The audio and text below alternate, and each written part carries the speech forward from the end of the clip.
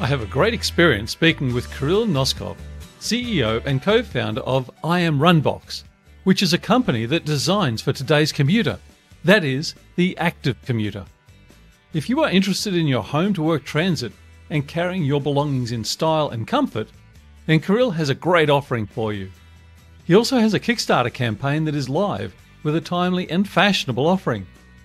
Tony Hackett is my name, and I'm your host at the Startups Roundtable. So let's get started and meet Kirill. Hi, so my name is Kirill, and I'm founder and CEO of IAMRUNBOX. IAMRUNBOX is a Swedish active lifestyle brand, which I started back in 2015 with a vision to inspire an active lifestyle. Personally, I worked most of my life within the corporate sector. At a certain stage, I got tired of 8-to-5 mentality, and I also wanted to connect both business experience with my something what I personally like, and I was a lot into sports. I was doing marathons, I was doing triathlons.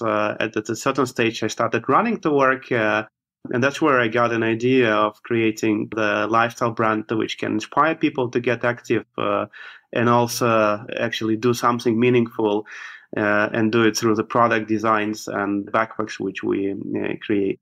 Kirill, thank you. I must say, in preparing to come and speak with you today and looking at what it is you're doing, I found it so exciting.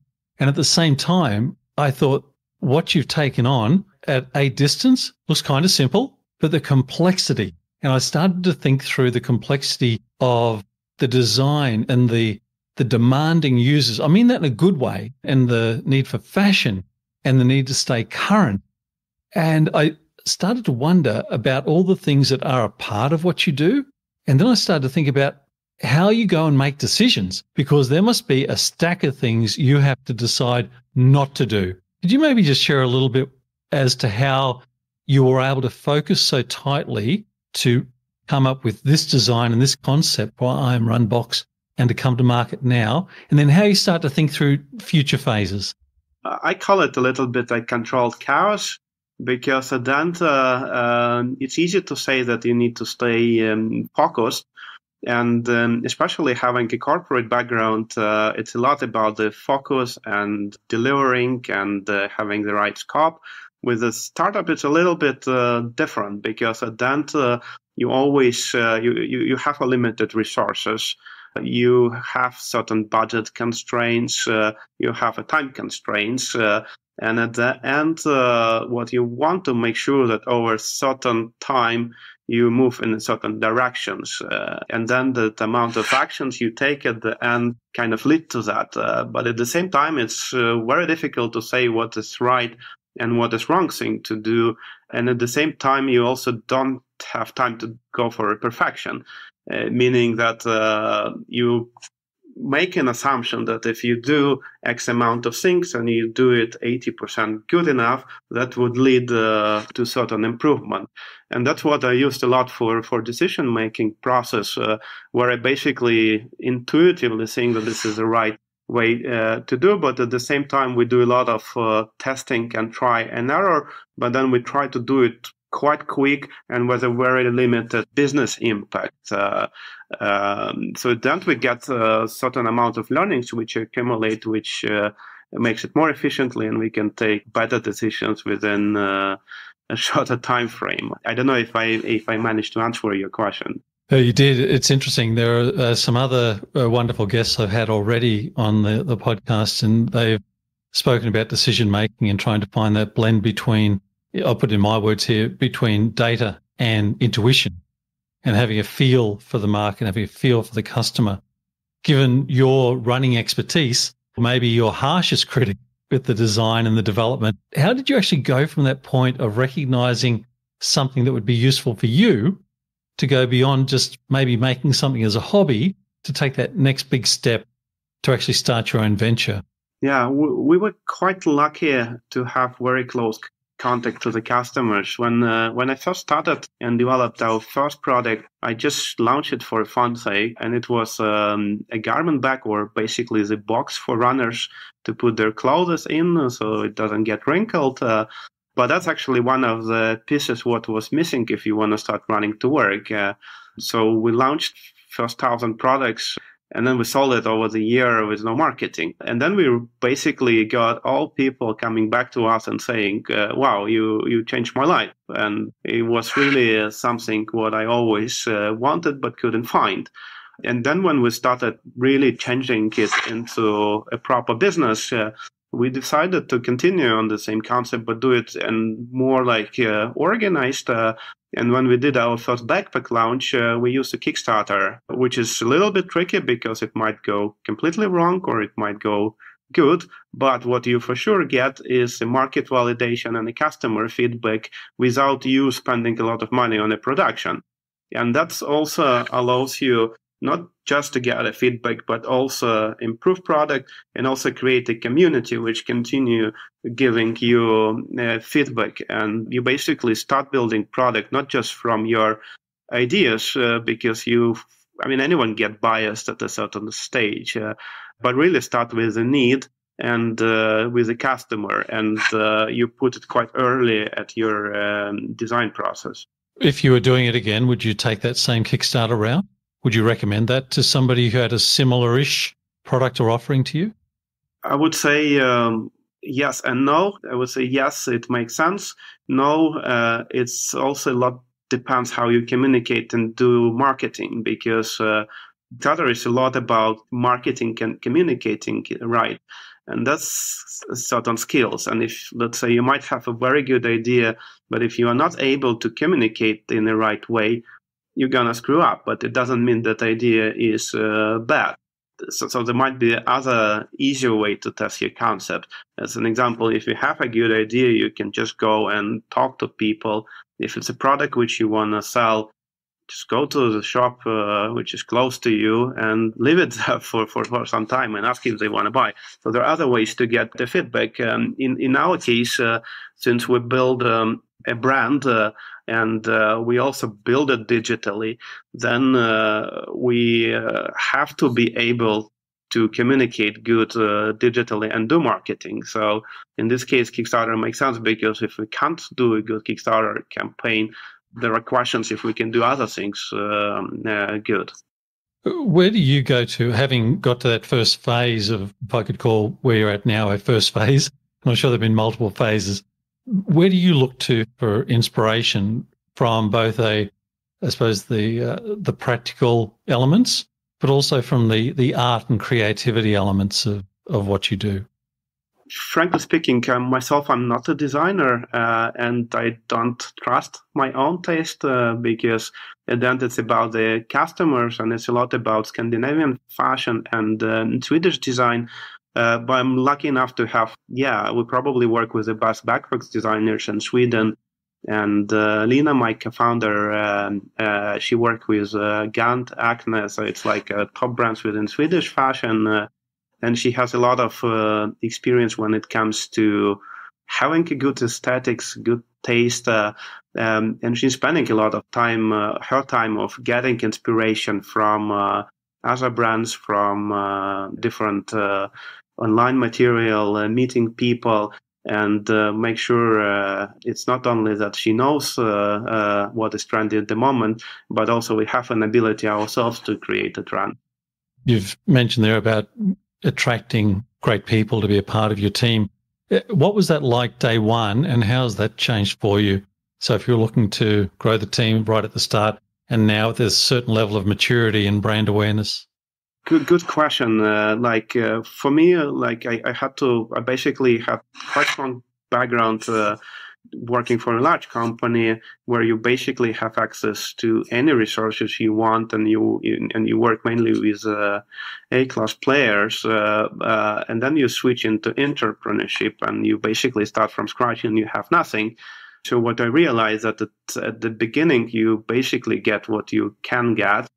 And when it comes to the resources, so I try to work more with the students or graduates where I could utilize my experience and do more coaching. But at the same time, the more we developed, then you clearly see the need also for changing the team. So the team basically matures with the company, because at the end, like for me as a CEO, I can't spend all my time on the coaching people. I also need people who can coach me and who can fit certain gaps. And now we are finally at the stage where we can actually hire people we want to hire, which is, but then at the same time, I don't think that's something what was possible at the beginning where we just started. It's interesting you talk about moving from a corporate environment into your own venture, your own startup. I've never been a founder. I've never had my own startup, but I experienced elements of what you're describing probably about 12 years ago. I was with a major global tech. I've been in tech my last 30 odd years or whatever. And all of a sudden I joined the startup. Fantastic. It was early days of this particular offering, Boston-based company. I'm in Sydney. And all of a sudden I'm working around the APAC region. But the thing that I noticed is it is a different pace. and even though it's a dozen years ago, there are two things. I still remember it as if it was this morning, but it actually influenced me, and I learnt more from the 3 years that I was doing that than probably any other stage of my working career. And the need to work at that pace, I've got to enjoy again recently. The company I work with now, global tech firm, has its own startup accelerator program, and working with wonderful innovators. Every 4 months, another 6 come into the program, into the cohort. And that pace is something that hopefully I'll still carry through. But how did you find it? Was that your experience as well? All of a sudden corporate, not that you're sitting back on your hands, but there's a different pace and you need to just keep leaning a bit further forward now that you're in your own venture? It took me probably more than a year to adjust, because it's a different way you look into finances, into the cash flow, into basically the full decision-making process, where at the end, probably both decisions are right. But with a startup, a lot of things, if you don't think not just 1 or 2 steps ahead, it might result in a bankruptcy or killing the company. And adjust towards this thinking, where again, like with the corporate, you have unlimited resources, and in the startup, you have to create resources yourself. So you have to work on both creating a product, marketing, building the team, doing the fundraising, doing sales, and you can't just not do something. And that's where we work. And you also don't have time not to take a decision, because, like, again, if I take corporate, you probably want maybe take a bit longer time, but to make sure you take the right decision when you do entrepreneurship or startup. If you don't take this decision, you might not exist already in a couple of months. So that probably is the main difference. How do you react as a team functioning in the environment that we're all living in now versus how it was, say, 6 months ago for you? For us, again, we are quite lucky, because from the very beginning, I was quite clear in terms of values and why we do it when it comes to the team. And I put like 4 main roadblocks. One is performance. Second is integrity. Third is freedom, flexibility, and then active. That's just that people leave the brand. And freedom, it's about a lot of remote work and not counting hours, but that's in combination with integrity, where you do what you say you do. It creates quite unique culture in the company, where we basically know that the job is done. People are performance driven, and people know how to plan their day in the way that they balance between work life and making sure they also have their family and friends. So in the current environment where we basically all work from home, it wasn't, I would say, a big shift for us, because we always allowed people working from home. Then we set up all business structure in the way that we use a lot of digital innovation for communicating, organizing the work, and everyone is acting quite independently to make sure that the overall job is done. At the same time, the whole market has changed and customer demands has changed. So we were also quite quick in adjusting our business to also help our customers, because back to active commuting these days is probably the best alternative to the public transport. And that's what we try to coach and explain how to do our products to minimize the health risk and also stay active in these days.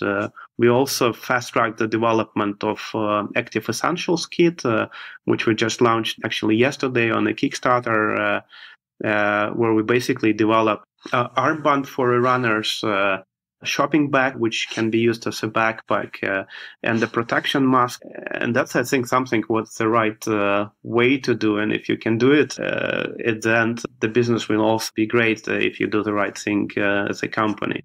I must say, as my feedback, having looked at different elements of your communication as have led up to meeting you today, the communication and the way you communicate your value is so on point. It's a message that could become muddied, but it isn't. And for somebody who's come to your brand and your content, I think you and your team do a terrific job. Well, thank you so much. Yeah, it just comes through really clearly. I'd be interested to get your thoughts, and I always like to think if we have some people listening that are maybe thinking they've got their own idea and they're ready to step out of the basement or the garage and to take that step, and they're looking for advice. Could you give some commentary as to how you would encourage people to think about looking for mentors and what to try and get from mentors and maybe what to offer mentors as well? With the mentors, I think the most difficult is actually to differentiate between a mentor and consultant. Because there are a lot of people on the market who basically look for companies to just sell their services, and these people are normally pretty smart, pretty experienced, and they're very good when it comes to the sales pitch. But ultimately, what they want is to get paid for their job, which is not the same as having a mentor who already accomplished something and want to give back. Right? For me, like being an entrepreneur, and it is a tough journey with a lot of up and downs, and I had a lot of people on my way who helped me and who made me who I am at the moment. So I feel a responsibility also to give back.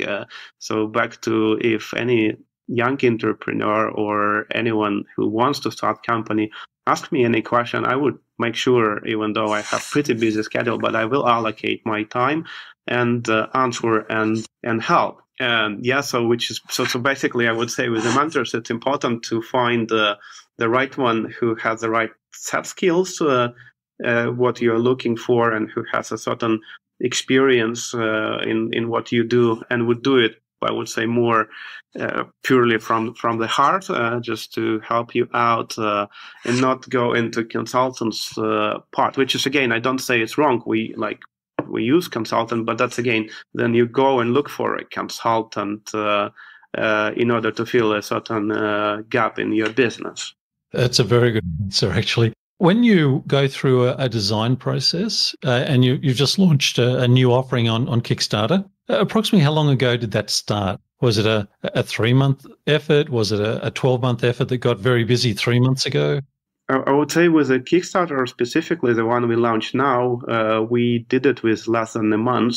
And that's only because we as a company felt that we can do something to help out our customers.